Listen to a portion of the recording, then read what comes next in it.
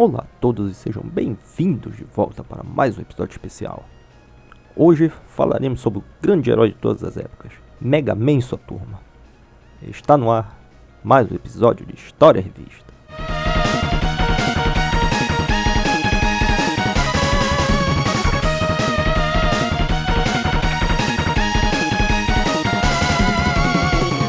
Não importa se é Mega ou Rock, e tá aí até agora fazendo a mesma coisa, mas nem parece. É justamente por isso que o especial de hoje não vai falar da série oficial. O tema hoje são os jogos que não foram aventura da série principal e as variáveis. E olha que teve de todo tipo mesmo. E para começar, demorou para acontecer. O primeiro jogo da série é de 1987, o primeiro spin-off só veio em 93. William Wright no Rockboard, que foi um jogo de tabuleiro no estilo Banco Imobiliário pelo planeta. Eram 5 personagens. Os Drs. Light, Willy Cossack, que era o vilão do Mega Man 4, a sua filha Kalinka e a Hou. O Mega Man ficou lá nos bastidores. E, como devem imaginar, esse daqui só ficou no Japão mesmo. Tá aí uma frase que será falada várias vezes hoje. Ficou só no Japão e quase foi lançado nos Estados Unidos. Esse vídeo passando agora é a mágica dos emuladores e patches de tradução. Aparenta ser mesmo um jogo só pros fãs porque os reviews que tem por aí não são muito favoráveis. Tem uma história de que quase foi relançado no Virtual Console do Wii.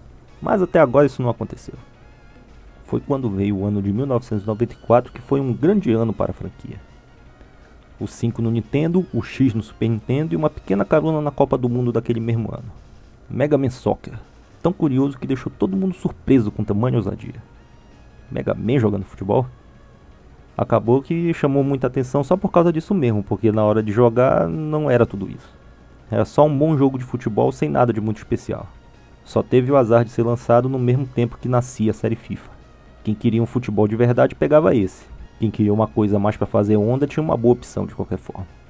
Aqueles que jogaram na época com certeza perceberam que esse jogo não tinha um final e nem tela de créditos. Aconteceu que os fãs começaram a mexer na programação e descobriram que o final e os créditos existem. E tem também o Dr. Willy como personagem selecionável e um modo para 4 jogadores. É muito possível que isso tenha sido cortado ou não finalizado, porque assim não daria tempo para lançar antes da Copa, que foi no mês de junho. E acabou lançado só no Super Nintendo mesmo. 95 e 96. Chegaram ao Flipper, Power Battles e Power Fighters. Aqui se escolhe entre Mega Man, Proto Man e Forte. E no segundo jogo tem ainda esse cara chamado Duo.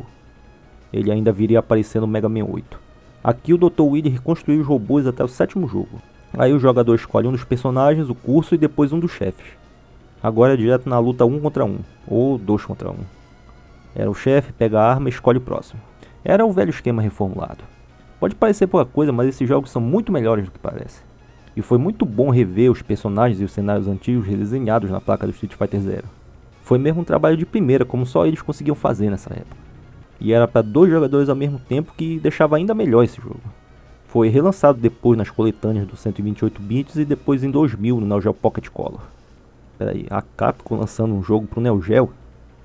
Isso mesmo, é uma história que nós vamos contar qualquer dia. Aguarde. Ainda em 1996 lançaram o Mega Man Legends, ou Rockman Dash no PlayStation 1. Foi chamado de RPG, mas não chega a ser exatamente um desses. Os elementos estão lá, mas é uma outra história. Primeiro, a história se passa depois do ano 8000. É o tempo mais avançado de toda a série. E esse Mega Man é um arqueólogo que viaja com a família atrás de ruínas para explorar, e a fonte de problemas é a família Bonnie de piratas. É uma aventura comédia 3D com menos ação e mais focada na exploração. E apareceu pela primeira vez no mesmo disco que vinha o demo do Resident Evil 2. E desde esse momento a galera mal podia esperar. A jogabilidade foi criticada desde a versão demo também, mas isso não impediu o sucesso do jogo, que teve 2 sequências ainda. A primeira foi As Desventuras de Tron, que se passa antes do primeiro jogo e controlamos a inimiga, ou nem tanto assim. Foi lançado em 99. Aí em 2000 o Legend 2, que fez tanto sucesso quanto o primeiro. Ainda no ano de 2000 tiveram a cara de pau de lançar o Mega Man 64, que é o primeiro e nada mais do que isso. Acho que só fizeram mesmo a conversão e pronto. Os gráficos parecem melhores, mas no geral o jogo ficou muito pior, e essa nem é a parte mais feia da história. O terceiro jogo da série, que a galera tá esperando desde 2000, foi anunciado há algum tempo, mas em 2012 foi cancelado. E acabou que, para comemorar os 25 anos da série, a única coisa que conseguiram fazer a tempo foi aquele Mega Man gordo do Street Fighter vs Tekken. Agora estão falando do Mega Man vs Street Fighter, que é um grande jogo, mas foi muito oportunismo da Capcom. Eram eles que deviam ter feito alguma coisa em vez de deixar o trabalho para os fãs. Fim do editorial e prosseguindo com o programa. Não vamos perder a conta, estamos em 97 e nesse ano chegou o Mega Man Battle Chase, o clone do Mario Kart que tinha gráficos que eram bem feitos até para sua época. Lançado originalmente só no Japão e Europa, os americanos só conheceram o jogo quando colocaram na coletânea da série Mega Man X.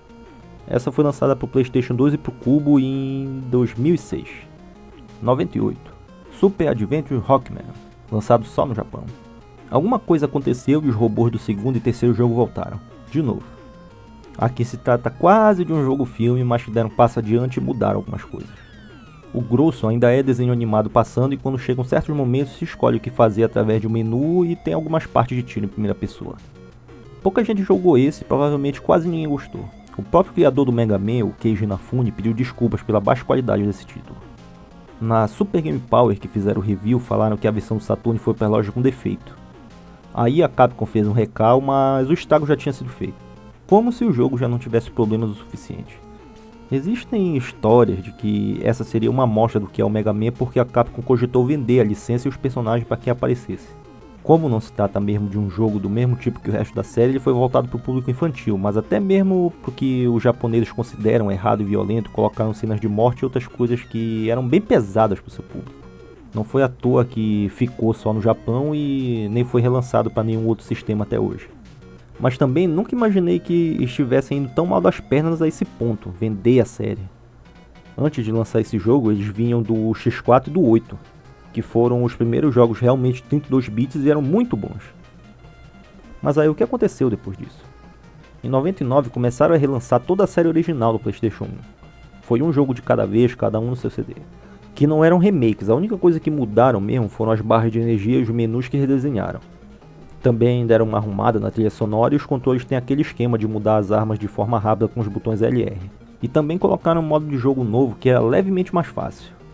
Era só apertar Select que aparecia o mapa com dicas do que dá pra fazer para passar daquela área sem tomar tanta porrada como era antigamente.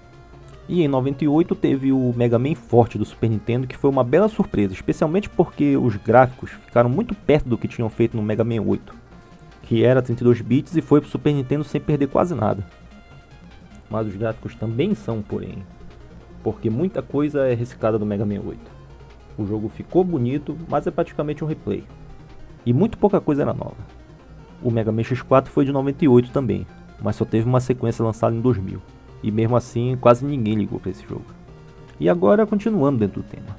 Em 2001 foi lançado o Game Boy Advance e ao mesmo tempo começou uma nova série, Battle Network, que acontecia ao mesmo tempo que o mangá e o anime que lançaram na mesma época, NT Warrior, que acredito que o Cartoon Network chegou a exibir aqui no Brasil. Essa série foi um RPG tático que o jogador coleciona chips que dão novos poderes para Mega Man. É nesse momento que vem a imitação de Pokémon que com toda certeza ajudou a dar uma força nas vendas.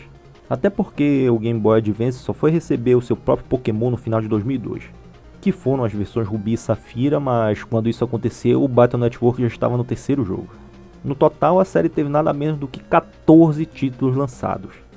Um deles é no GameCube e tem o sistema tradicional da série com os elementos de chip e essas coisas. O desenho teve várias fases também e chegou a 259 episódios quando acabou. Em 2004 veio Command Mission, que foi parte da série X e que também era um RPG. Esse ficou bonito e era bom de se jogar, mas dividiu a opinião entre os fãs. A versão do Cubo usava aquela conexão com o Game Boy Advance para dar umas funções extras. E como o PlayStation 2 não tinha nada do tipo na época, colocaram um demo do Mega Man X8 para habilitar. 2 anos se passaram e em 2006 começa a série Star Force do Nintendo DS. É de novo um RPG, é muito parecido com o esquema do Battle Network, mas não é a mesma coisa. Voltou o esquema Pokémon de jogos com versões diferentes e também a coisa de coleção. E só para variar, um anime e um mangá que acompanharam. O último da série foi lançado em 2008 e não foi tão bem recebido assim pela galera. E com toda certeza não deve ter ajudado também que uns dias depois lançaram Mega Man 9. O que deve ter pesado na hora que foram decidir se deviam continuar com uma série ou com a outra. E ainda bem que tomaram a decisão de continuar com a série antiga. E para fechar esse episódio de hoje, também tem outros jogos que podem entrar na nossa lista. O primeiro seria chamado Mega Man Universe, mas foi cancelado em 2012 também.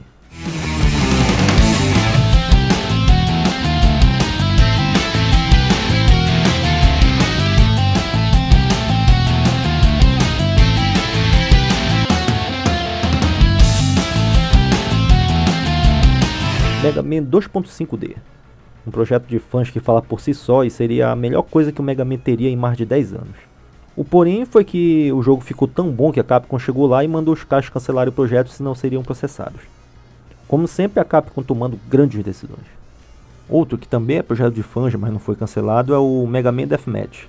Um jogo de tiro em primeira pessoa que também não precisa falar muita coisa. Não se deixe enganar pelas imagens que estão passando. Esse jogo é muito melhor do que parece também. E este é o final do nosso programa de hoje, com o outro lado da série Mega Man e como esses jogos funcionam.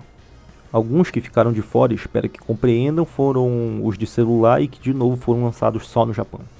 Muito diferente do nosso programa que vai para o mundo todo através da rede mundial de computadores. Foi assim que chegou até a sua casa e pode chegar até outras pessoas se mandar o link para elas. Ou dar um joinha e deixar um comentário aí embaixo e seguir lá no Twitter. Ou então mande uma mensagem por correio eletrônico. Os links estão aí na descrição. Este foi o episódio especial Mega Man. E fica aqui um abraço a todos e até a próxima.